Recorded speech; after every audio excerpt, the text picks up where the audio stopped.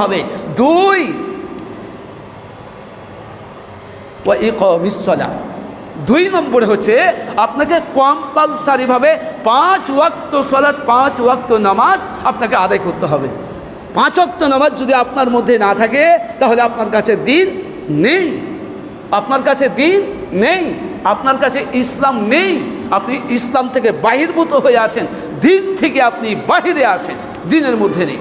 যদি এই অবস্থায় আপনি মারা যান তো আপনি মুশরিক হয়ে মারা যাবেন, আপনি বেদিন হয়ে মারা যাবেন, আপনি জাহিল হয়ে মারা যাবেন, আপনি কাফের হয়ে মারা যাবেন, আপনি মুরতাদ হয়ে মারা যাবেন, আপনি ফাসিক হয়ে মারা যাবেন, আপনি জাহিল হয়ে মারা যাবেন।